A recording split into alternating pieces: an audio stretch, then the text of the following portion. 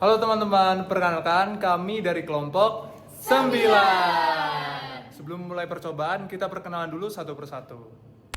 Perkenalkan, saya Dewa Dria Fawas dengan NIM 1662537. Saya Yogi Alexander Pandiangan dengan NIM 1662537. Perkenalkan, saya Arsandila Pradipta Mitriatari dengan NIM 1662532. Saya Ayas Adinullah dengan NIM 1662539. Saya Siti Zumroto Futul Khotimah dengan NIM 1662540.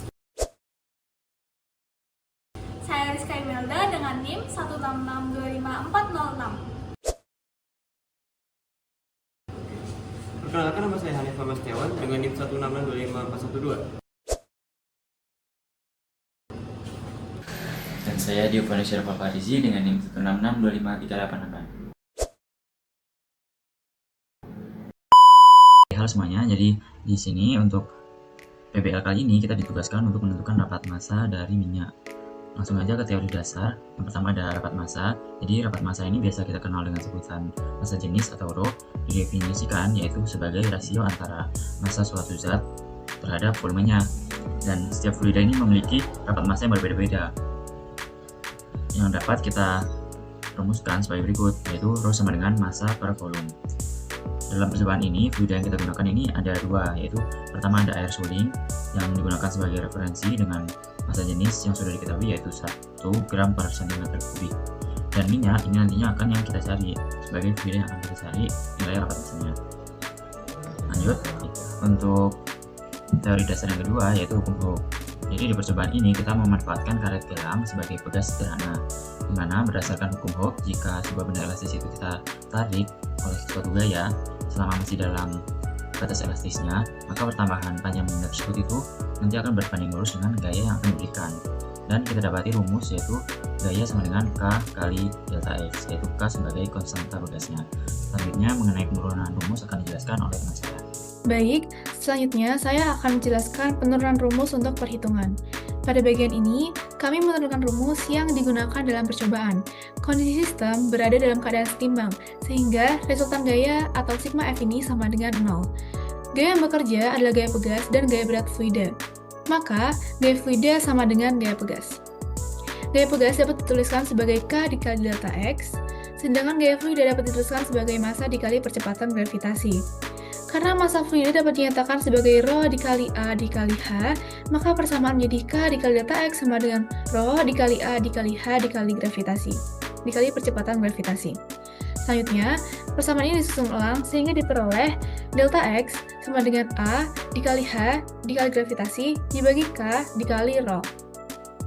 Karena luas penampang A, tinggi H, percepatan gravitasi G, dan konstanta pegas K merupakan menggunakan alat yang sama, maka nilainya dianggap konstan dan dapat dihilangkan saat membandingkan dua fluida. Selanjutnya, dengan menghilangkan konstanta yang sama, diperoleh perbandingan pertambahan panjang pegas yang sebanding dengan massa jenis fluida. Sehingga, perbandingan pertambahan panjang pegas pada minyak dan air sama dengan perbandingan massa jenisnya. Dari hubungan tersebut, kita mendapatkan rumus akhir, yaitu massa jenis minyak sama dengan delta X minyak dibagi delta X air dikalikan dengan massa jenis air. Rumus inilah yang kemudian digunakan untuk menentukan massa jenis minyak berdasarkan data hasil pengukuran nanti.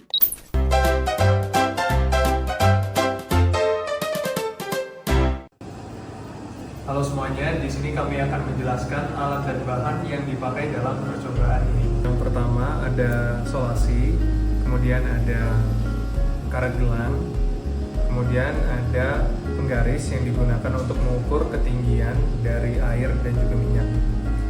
Kemudian ada penggaris juga dengan milimeter block, bedanya ini digunakan untuk mengukur karet yang berperan sebagai pegas. Kemudian ada pipet tetes. Selanjutnya ada tabung kaca, cutter, dan ada air suling, minyak, dan terakhir milimeter. Pertama, lakukan perakitan alat pada beberapa alat yang perlu dirakit.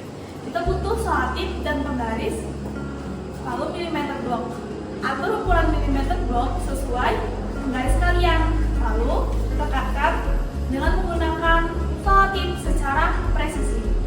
Selanjutnya, untuk karet, ambil 2 buah karet sebagai pegas, lalu lakukan seperti ini. Simpul pada karet seperti ini. Lalu potong seperti ini. Yang ini digunakan untuk mengikat pada tabung kaca. Dekatkan karet ke tabung kaca hingga kencang beberapa kali, seperti ini. Karet yang ini digunakan sebagai pengganti pegas.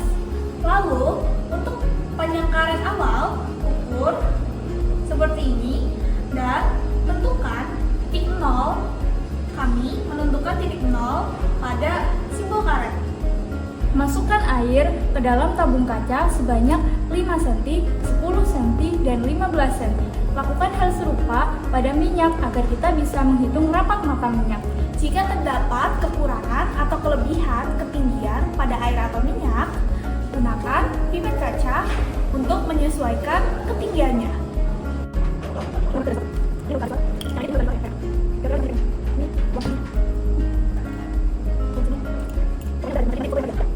Setelah memasukkan minyak ataupun air dengan variabel yang sudah ditentukan, ukur panjang karet dengan menggunakan penggaris yang sudah ditempel milimeter blok.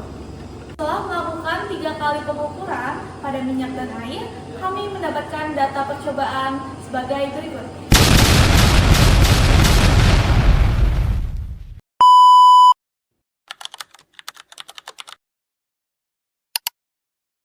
Pertama adalah panjang karet saat tabung kosong atau sebelum ditambahkan minyak atau air suling setinggi 10,8 cm. Yang kedua adalah pengambilan data ketinggian fluida setinggi 5 cm. Yang pertama adalah untuk air. Didapatkan ketinggian air si karet adalah 11,9 cm, maka delta X-nya adalah 1,1 cm. Berikutnya untuk minyak setinggi 5 cm, kita dapatkan ketinggian air si karet adalah 11,8 cm, maka delta X-nya adalah 1 cm.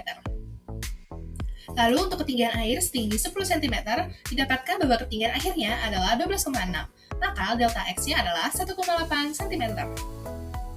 Ketinggian akhir karet saat minyak mencapai setinggi 10 cm adalah 12,4 cm, maka delta X-nya adalah 1,6 cm. Lalu, untuk ketinggian air setinggi 15 cm, kita dapatkan ketinggian air si karet adalah 13,4 cm, maka delta X-nya adalah 2,6 cm. Yang terakhir, ketika ketinggian minyak mencapai 15 cm, didapatkan ketinggian akhir si karet adalah 13,2 cm, maka delta X-nya adalah 2,4 cm. Kita masuk ke bagian perhitungan. Yang pertama adalah perhitungan dari rho minyak. Kita gunakan rumus rho minyak sama dengan delta X minyak per delta X air dikali rho air dalam satuan gram per cm kubik. Kita mengetahui bahwa rho air adalah 1 gram per cm kubik, maka perhitungan akan kita gunakan dengan delta X minyak per delta X air. Kita masuk ke bagian hasil.